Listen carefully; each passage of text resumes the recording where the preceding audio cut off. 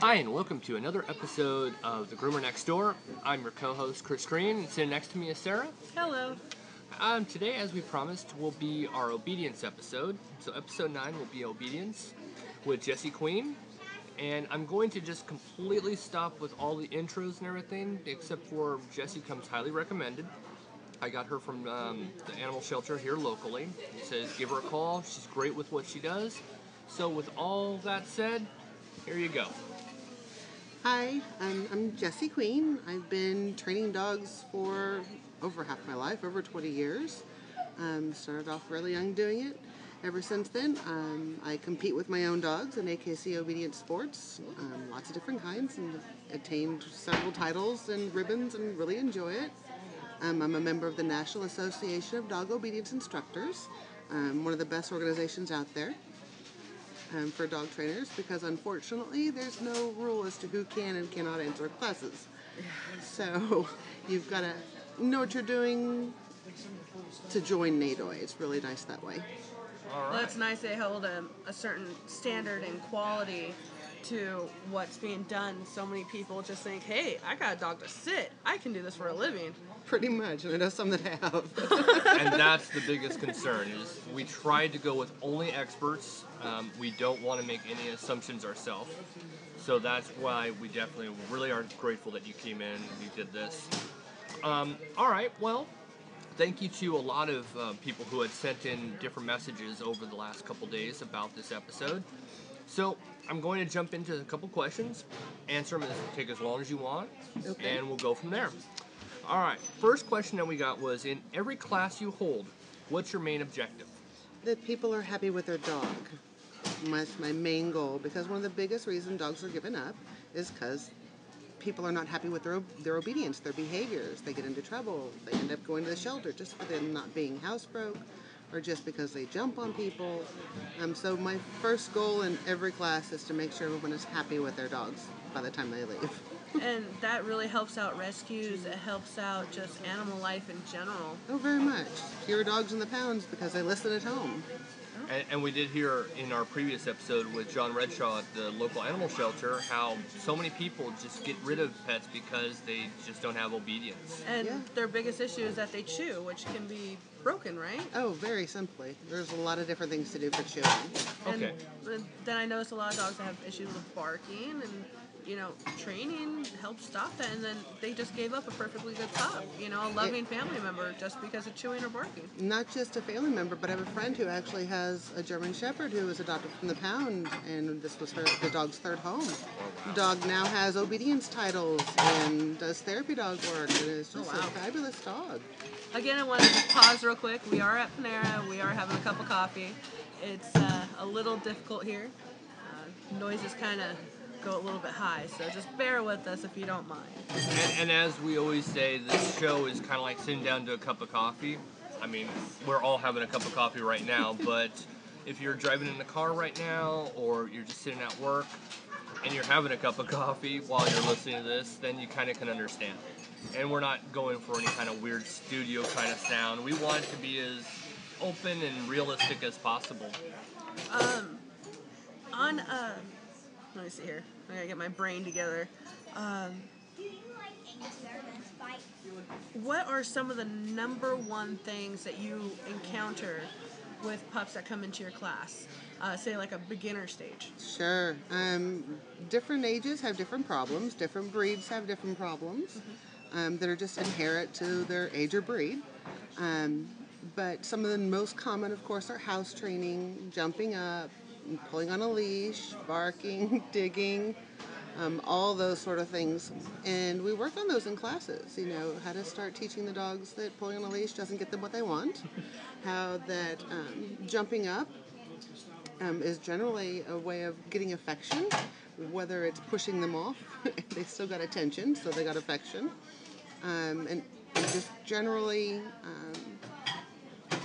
letting the owners know there are different ways to handle a lot of different things. Now, when pets come in, or people come into your class with the dogs, do you teach the owner how to teach the dog, or do you teach the dog and the owner just watches? Oh, very much so. Teaching the owner. Teaching the dogs is the easy part. I mean, I can do that any day at a time. The hard part is the owners, not because they don't want to learn or can't, but mainly because the dogs have got their number. They know what they can get away with mom or dad, and what they can't get away with a trainer. So in general, it's always better to the owner changes their behaviors in order to change the dog's behaviors, which is the end outcome they generally want. That's awesome. See, a lot of people send their dogs out to be trained and then come back. I don't see how that's going to be the greatest way of going about it, since you weren't there to see what happens or to get the correct tone in the voice. You don't want to say, no, don't do that. Yeah. And I'll go with whatever. Yeah, the boarding training really isn't the best way to go about it. I mean, if it's your last resort, you must have something done. Okay, but have to understand that it's probably not going to transfer over near as well or last near as long as the people learning how to get the best out of their dog. Makes me think of that episode of The Simpsons where little Santa's little helper and Bart Simpson were learning obedience, and the dog was great, but Bart was terrible. Sorry, It happens a lot. I'm cartoon influenced here. And And well, another person asked, my dog is in puppy stage. It will turn 1 in September. When company comes over, she is very playful and excited to see people. She's never aggressive, just friendly. Once she introduces herself and calms down, she's fine. How can I get her not to be so overly excited when we have company? Oh, that's a great question. It happens a lot. What you're seeing is that the dog hasn't been shown what it is you expect of it. And by letting him run to the door, say hello, jump, greet, sniff where they shouldn't, all that kind of things, the puppy is not going to learn what it is you want him to do. Holding him back by the collar or crating him in another room, it just builds frustration. So the absolute best thing that can be done is have the puppy wear a leash. When you hear that knock at the door, put a leash on, tell him just a second, get your treats ready, and ask for a sit. The door opens. Puppy doesn't get to greet the people until she's sitting. Once she's sitting, then she can say hello. But we instill all this at the door because it's an exciting place. We have no control. So the easiest way to fix it is get a leash, get some treats, and require some behaviors from them before they're allowed to say hello. And it seems like a lot of patience is needed. Patience by the people coming, the visitors, and patience by the owners. Patience. Very much so. I mean, that's my hardest thing to get across with some people, because a 6-week class is not going to get a perfect dog or a perfect puppy in 6 weeks. It takes patience and time and training. There is no quick fix. There's no overnight, miracles with this. They have to learn, and the only way they're going to learn is to take the time to do it. You see, I didn't know by putting a leash on the collar and with the bag of treats, I didn't know that was going to be a good way of helping the pet realize you got to be calm when you greet. Very much. I mean, it's not even just calm as manners. Okay. I really don't expect a 1-year-old puppy or younger to be calm. Yeah. Okay. I do need them to have a little bit of focus and a little bit of brain power going on, and treats seem to help focus them a little bit more towards us than the new person coming in. Food, exactly. I'm motivated the same way. Now, on your classes, do you do it every day for so many hours? Just once a week. Just once a week. Just okay. once a week for the classes, because I'm teaching the owners, not the dogs. Right. The dog's best to be worked with as often as possible, for short periods of time. The classes are an hour long. It's a long time for a dog to pay attention.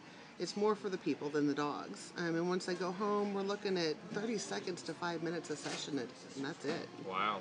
Wow, that's pretty amazing. I'm thinking that you would have to spend more time, almost like an hour a day each. Oh, it you'll seems wear like- them out. It seems like dogs are smarter than what humans like to give credit to. Yeah. Very much so. I find that all the time. Our expectations are low, so we kind of let them, our expectation, for example, at the door. We just didn't really have high expectations of the puppy actually doing it. But if you have the expectations and show them, they'll do whatever you ask. That's awesome. There was this one. Another person wrote in and asked us to ask you. I just had the amazing question, where to go. Okay, what do you suggest for a dog who is obedient at home but ignores us when we're in public? That's a great one. Dogs in general do not generalize obedience commands well. So they behave at home, they know what they're supposed to do. It's pretty boring. They've seen it all before, they've done it all before. The house doesn't smell any different, no big deal. But once you go out in public, all those behaviors that you work, the sit, the down, come, walk on a leash, have now flown out the window, not because the dog doesn't know them, but because he doesn't understand, because they don't generalize. You know, the stoplight on Pine Street's different than the stoplight on 10th. It's just going to be how it is for them until they've had enough repetitions in enough different places for them to be able to generalize it. Okay. So once you've taught sit down, stay, come in the house, take it to the backyard. Once they do it well there, go to the front yard. Once they do it there, go for a walk down the street. And then start going to different places. And that's the only way they're going to learn to generalize and do well everywhere, not just inside the house. Well, that's great. Patience, repetition. Oh yeah. Learning a lot here. I mean, we smell things every day, but I mean, can you only imagine being a dog? I mean, they must smell all these things. They Their smell nose are so much more everybody. Oh yeah. I And see, mean, we have Katana or Kita. She walks off leash, or she's off leash in our front yard. She knows she doesn't go past any certain direction. She knows. But when we go for walks, we put her on a leash. When we put her on a leash, she goes everywhere. yeah. Well, She goes everywhere. I'll tell you one thing about the leash is that when on leash, they don't have to pay attention to you. They know exactly where you are because generally most people's leashes are tight. So if your leash is tight, it's just like dragging somebody around with their eyes closed. They know where you are. They can follow you without having to actually look at you and pay attention. They can do whatever they want. But if there is a loose leash or they're off leash, they have to actually pay attention to you to know where it is you're going. Oh, hey. Yeah, a little bit. That I makes never sense. thought about that. I mean, walking Katana on the path, and she's just completely just. Because when we're at home and she's got her yard, she knows where to go. She knows not to go on the street. She stays where she needs to be. When we go on the other side of the car, she follows us, and we go in the back. She follows us, and we come back. She follows us, and we say the word house means for her to go inside the house. But when we get that leash on, she's just everywhere. That brightens the. She's learned that she reasoning. doesn't have to look at you. She can just tell where you are just by feeling. That's stubborn. Oh yeah. Well. Well, not stubborn. I really hate saying dogs are stubborn. Okay. They either don't do something because they don't understand, or they Okay. don't do something because they have a better idea. It's not so much that they're stubborn and actually giving you the paw and just saying, I'm not going to do it. They really want to help. They really want to get where they want to go. Okay, I see where you're coming from. That's great to know. I'm pretty sure a lot of people are listening to this right now going, my dog does that, so that's what's going on. Okay, I get it. And it's hard because we're all in a hurry. That tight leash, we want to get to where we're going so we don't worry about it. And the more it's tight, the more the dog doesn't have to pay attention. So Hurry it's up, a do your never-ending business. circle. Yep. And just do your business. Let's go. Let's go. Come on, get in the Yeah. house. You've Yeah. got to be prepared to have 30 minutes to go 10 feet in order to get them to learn that there's a loose leash required in this. Oh, That's funny. Yeah, people don't have that anymore. You need that little bit of patience. just a little bit. All right. Now we had talked about this off before we started recording. So you had mentioned some things about it that I was completely blown away. So I just love to hear this again. Love to get this out because, of course, nobody was here to join us about the conversation before. So, anyways, it was a second part of the question that I'd already asked, but here's the question: it's what are some tips you can recommend to an owner that their dog loves to sniff? Okay, the sniffing dogs. The There's a sniffing couple of things. You've got a lot of different options here. Obviously, hounds are notoriously wanting to put their nose on the ground. We bred these dogs to be sniff. They want to sniff, they want to smell things, so we can't really ask them not to. Instead, we need to channel it. There are some great things out there now called, like there's a sport called nose work, in where you're basically teaching the dogs to search for essential oils, clove, birch, and anise. And it's a little fun thing that they can do with their natural instincts. I remember us talking about the one dog in particular who seems to be sniffing her dad, her brother. The one husband. Husband, Yeah. that's right. This one Quite a dog named Sophie likes to sniff the son, who's a police officer, but also loves to sniff the husband. Husband doesn't like it. Sniffs the shoes, sniffs him. She's just like, he hates it. I don't know what to do. Well, and there's a couple of things that kind of come to mind. If she's that focused on him, and, you know, I have to wonder too, does the husband have diabetes? Does he have a skin condition? Does he have something medically wrong that the dog is picking up on that we wouldn't notice? Right. That's always a first thought, because there are so many dogs out there that do diabetic alert, seizure alert, cancer detection. I mean, these dogs can do amazing things.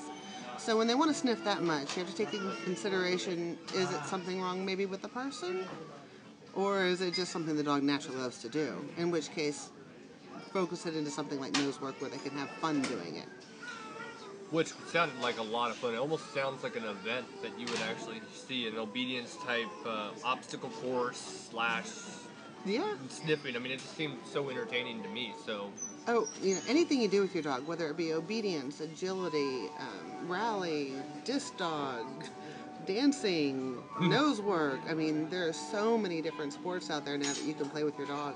It's unreal. the dancing part, again, I'm motivated to a cartoon. I won't go into another cartoon montage, but I mean, I know what you're saying. Okay. Now, this is one I've always had a question. Can you teach an old dog new tricks? Oh, most definitely. Now, teaching an old person new tricks, I don't know sometimes. Yeah, I know. You've got to change your outlook a little bit. The dogs are easy.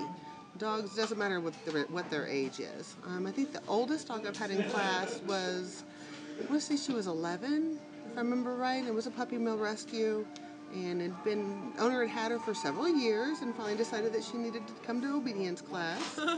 And Sorry, that was a little loud. one of the main things this puppy mill rescue had done every day for the past 11 years had pooped in the house. Oh wow. Yep. Every day, once a day.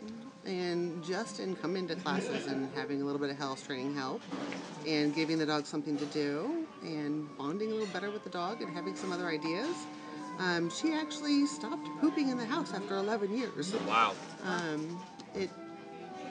Dogs can learn new tricks, no matter what their age. For sure. For some reason, I just wanted to ask that question. That was been on my mind for a long time. Well, we hear it all the time. You can't teach an old dog new tricks, but you know that can't be true. That just can't be true. Hi. We're actually going to have another special appearance by somebody who never wants to listen to our show. She's a very old family friend of mine. Oh, cool. And I love to give her a lot of stuff that you never listen to our show. All right. We didn't cover barking, did we? No. Okay. Another question. They're all, of course, I say another question. That's an obvious here. The question is, ways to discourage barking. First off, you have to remember, dogs will be dogs. They have a voice, they're going to bark. You can minimize some of this. If they're barking out the window, shut the blinds, take them to a different room, decrease the stimulus that's causing them to bark. Then again, there are some of the dogs that like to hear their own voice, and they will bark just because they like to hear their bark. Really? You see it some in Shelties, you see it some in Terriers. They tend to like to hear their own voice a lot. Some hounds like to bay quite a bit just to bay, but every dog's a little bit different. But in the end, what I found works best is you actually teach them to speak. Okay. Rather than telling them to be quiet and yelling at them and shouting and cursing and all those other fun things, which to the dog you're just barking with them. They're happy to have the pack behind their back and barking. So rather than barking along with them, you actually teach them to speak at a different time. And once they've learned to speak, then you can teach them a command that means to be quiet. So it ends up being very simple to tell them, I want you to bark now, and now I want you to be quiet. And now is the time to bark, and now is the time to be quiet. And you do it repeatedly, and they figure it out really quickly of what gets rewarded and what doesn't. Because we have a pit bull lab mix, Roxy. A rescue. Okay. She normally doesn't bark, but when she hears a sudden noise outside, or she hears a car door, Right? I know she's protecting us. She's very protective of the household. Not aggressive. She'll bark and then hide behind us. Oh, yeah. Yeah. But it's all of a sudden she just barks and we just jump out of her skin. We're like, oh my gosh, Well, really? it's a way of alerting the pack to what's going on. It's a way of alerting your family. Hey, there's something out there. if it goes on and on and on and on and on, then it's excessive and something needs to be done. But if it's just an alert bark, gosh, let him do it. Yeah, see, we jump, we're like, Roxy! And it's just a natural reaction by us humans because we don't speak their language. Well, I think we're also startled. I mean, you Yeah, just all of a sudden know we're and you're just like, whoa, but I'll tell you one hello. thing, I'd rather have that than an intruder come in and the dog not say anything. Well, the problem is with Roxy, she'll probably run underneath our bed, where Katana would be she different. gives us a warning before she That goes is running. true. That is true. Now, with that, there are people who believe in bark collars. Yeah. Right. I'm curious what your take is on it. You know, it depends on the circumstances. It really does. As far as bark collars go, the citronella collars can work, but some dogs are very smart and they learn to bark until it's empty. And then they're free to bark all they want. Oh, jeez. I don't like what I call basically the shock collars for barking. Yeah. Just because it's a natural thing for them to do, and you can really cause some neuroses if you use it incorrectly. So, you know, as far as bark collars go, if you want to try the citronella, that's fine. But realize that some dogs are really smart and they're going to bark until it's empty and then have a payday. See, I'm taken aback by the shock collars myself. Back when I worked for PetSmart out in California, Banfield was a veterinarian inside. Okay. Well, the collar malfunctioned, and something happened and ruined the dog's esophagus. They had to go in and do major surgery to repair it. But I did not know that there's such thing as a citronella one. Right, no. There's a lot of different electric collars. In fact, I'm not against them by any means. Every tool has its place, and it's always best with how the user uses it. Right. Most people don't know how to use an electric collar correctly, which is why I generally don't recommend them. Well, it's just like somebody getting a pair of clippers, clipping their dog Right. when they don't know how to properly do it, and all of a sudden their dog gets cut and they don't know why. Right. So it's very similar, but if you get a product out there that's supposed to help you with your dog, and there's tons of them. I mean, that's a whole nother show in itself. Oh, yeah. But just make sure you learn how to use it right. One of the biggest problems I see around here are prong collars. Now, don't get me wrong, I love them. I train with them. I use them myself. But most people don't know how to use them right, and they're just jewelry hanging on the dog's shoulders or neck, and it's not the proper way of use. Or being left on too long. There's just so many different things that can go wrong, but when used right, it's one of the best tools out there. Yeah, I know when grooming, we take the pinch collar or the prong collars off, it's like ripping it out of their fur. Yeah, and it's it so shouldn't have. matted. We're just pulling on it as it goes pop, pop, pop, pop through the fur. Yeah, and it shouldn't have been on long enough for the fur to do that. Training collars like that should only be put on when you're working with the dog or with it, and then taken off whenever you go to bed or if you leave the house and when you're not working with it. I will say, too, never put a choke chain on.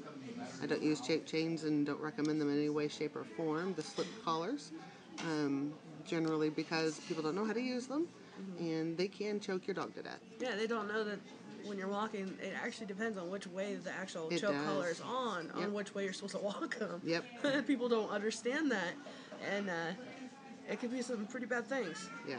And folks, again, Google. And Anything you contact. have, contact your local vet, your local trainer. If you're here locally, Jessie works with your dog, call her. That's the biggest thing I can always stress. We'll give out her information here soon. Yep. All right, next. Another question that we end up having a lot of issues in grooming are dogs who are aggressive towards brushing. Yep. I know there's this cute little story about I think I mentioned this before in a previous podcast, but this was pretty smart by this one owner, I thought. Coming from a human, not from a dog trainer point of view. But she took an empty jar of peanut butter Oh.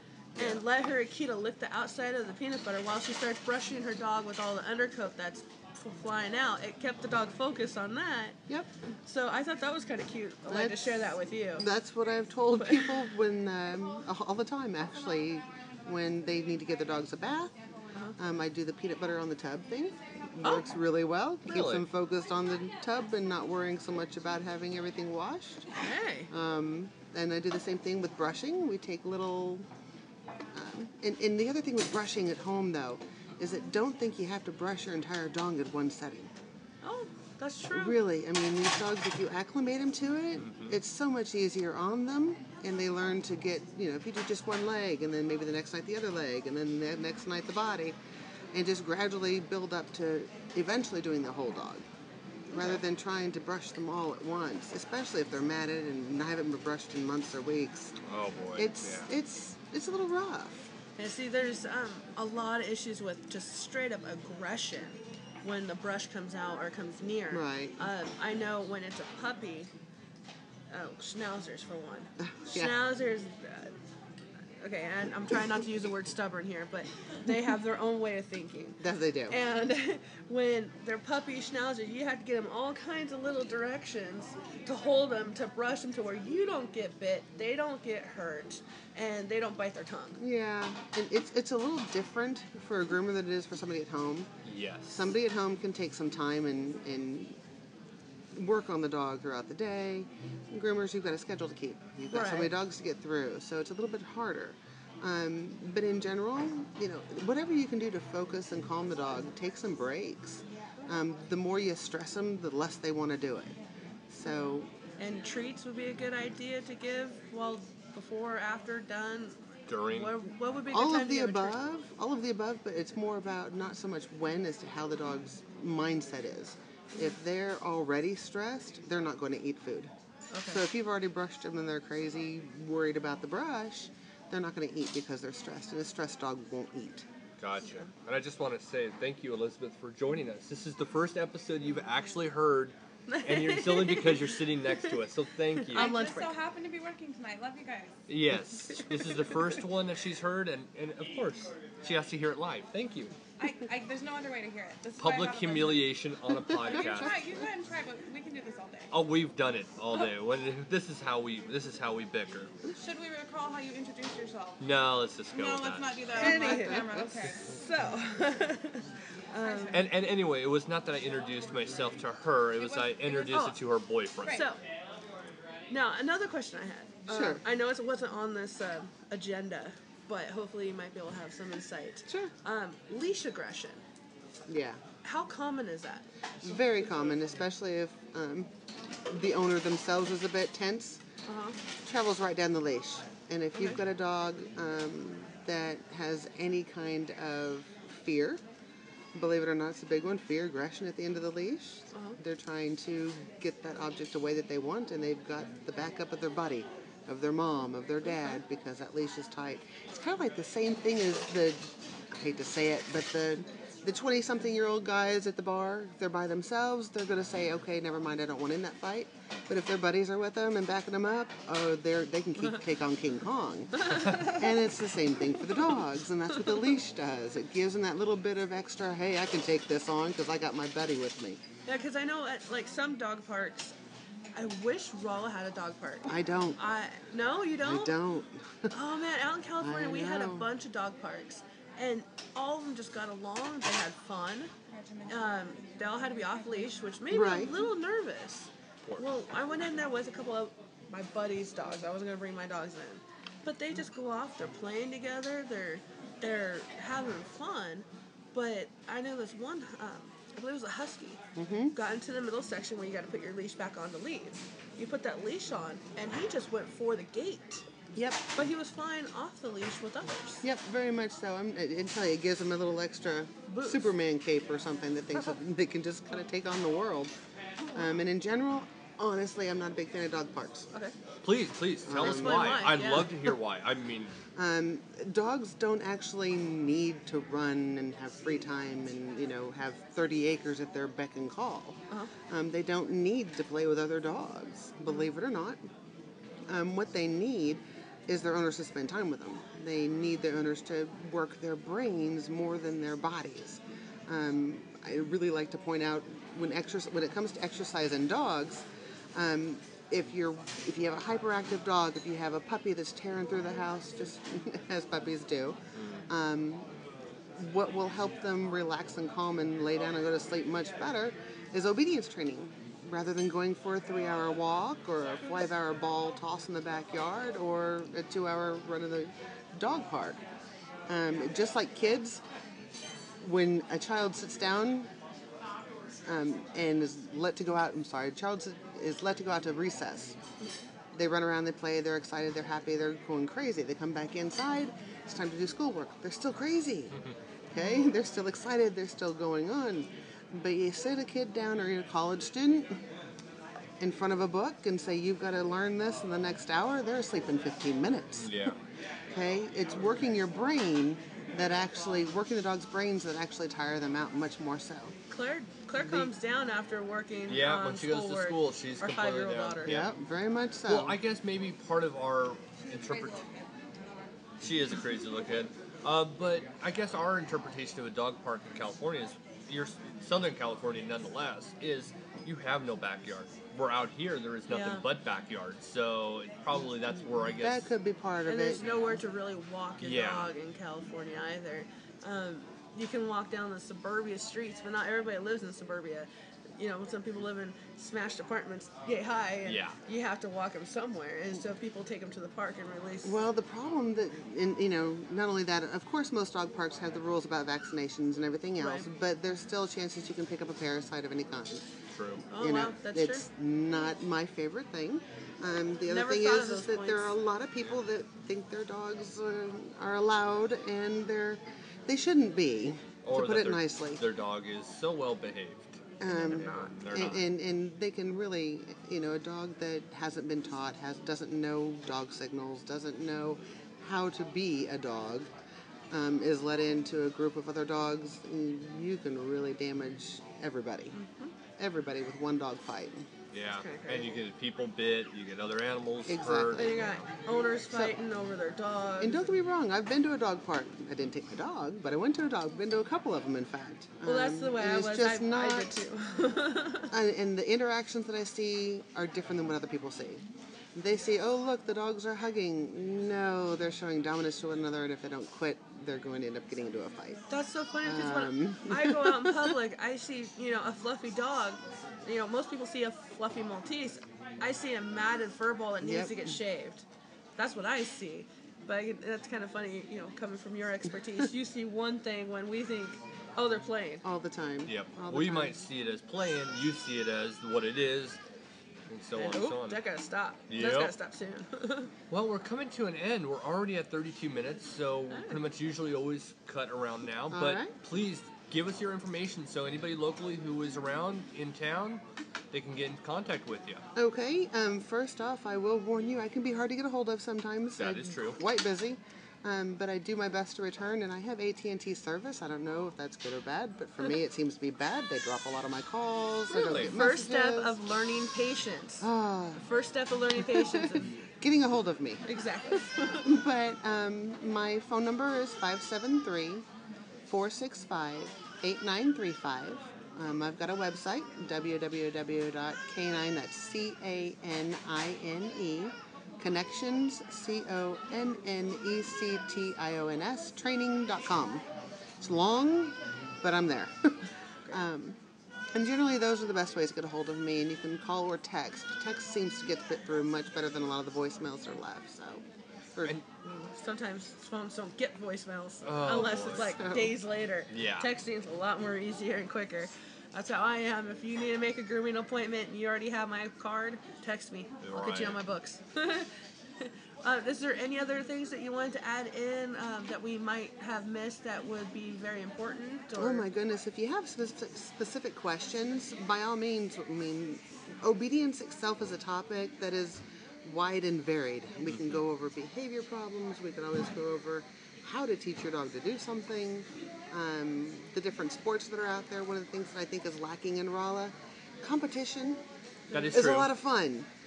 Whether it be competition obedience, rally, fly ball, there's so many different venues out there to do. I do quite a bit. I do the rally, obedience, and agility. And we're just starting some nose work stuff going on, and hope to have a class offered in nose work in the summer. That's actually So- good. And hopefully, maybe we can get together again. Oh, definitely. In the future and go over maybe some other new topics that seem to be hot and Oh going yeah, on. yeah. Always an open invitation. We love to hear from you. Well, We always thank want you. experts. We don't want to make up this stuff as we're going. Exactly. All right. Well, No, I think that's it. kind of cut her off. I'm sorry. Well, I'm Chris Green, and this is the end of episode 9. Have a pup-tastic week. I'm Sarah Green. Wanting to make sure everybody knows life is short. Play with your pet. All right, guys. Have a good one.